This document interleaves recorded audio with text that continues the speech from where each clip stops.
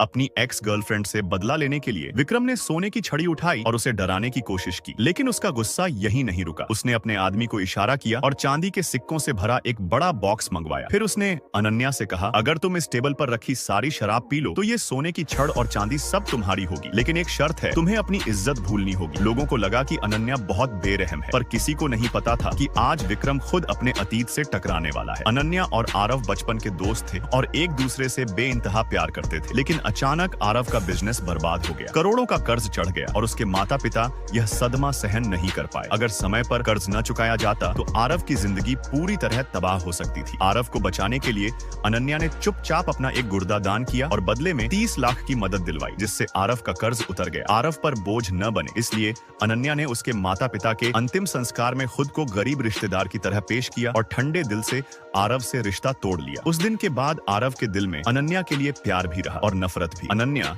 अकेले अपनी बेटी को पाल रही थी। लगातार मेहनत और बीमारी ने उसकी हालत कमजोर कर दी थी। डॉक्टर ने साफ कहा, आप ज्यादा से ज्यादा 3 महीने ही संभल पाएंगी। शराब की एक बूंद भी जान के लिए खतरा हो सकती है। अनन्या को अपनी हालत का अंदाजा था, उसे बस अपनी बेटी की चिंता थी। इसी दौरान उसकी मुलाकात आरव के दोस्त करण से हुई। करण ने मजाक में बताया कि आरव अब गवर्नर की बेटी रिया से शादी करने वाला है। तभी डॉक्टर आया और अनन्या की दवा देकर चला गया। डॉक्टर की बातों से करण को शक हुआ। उसे पता चला कि 7 साल पहले अनन्या ने किसी बड़े आदमी के लिए गुर्दा दान किया था। करण को सब समझ आने लगा। करण डॉक्टर के क्लिनिक पहुंचा। डॉक्टर ने पुष्टि की, ऑपरेशन मैंने ही किया था। अनन्या ने अपना गुर्दा देकर 30 लाख की मदद दिलवाई थी। अब करण को पूरा सच पता चल चुका था। उसे एहसास हुआ कि आरव ने अनन्या को पूरी तरह गलत समझा। ऑपरेशन के पैसों के लिए अनन्या एक बड़े होटल में वेट्रेस बनकर काम करने लगी। उसी रात सबसे बड़ा मेहमान कोई और नहीं आरव था, जो रिया को प्रपोज करने वाला था। अनन्या घबरा गई और जाने लगी, लेकिन गलती से महंगी रेड वाइन गिर गई। लोग भड़क उठे। तभी आरव ने सबको रोका, लेकिन एक मेहमान ने नेम कार्ड देख लिया। अनन्या, आरव की एक्स। आरव ने उसका मास्क हटाया। वह सच में अनन्या ही थी। अनन्या डर गई कि पुरानी बातें खुल जाएंगी। उसने मुआवजे की बात की। तभी आरव को उसकी जेब में दोनों की पुरानी तस्वीरें मिली। उसे लगा कि अनन्या ने कभी उसे धोखा दिया था। सच परखने के लिए